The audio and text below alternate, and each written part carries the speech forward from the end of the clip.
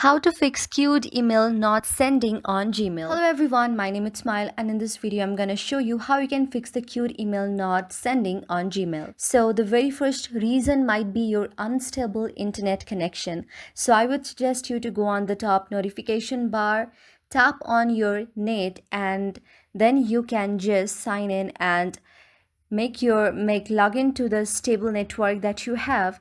And if the net does not work, then you can also use your mobile data.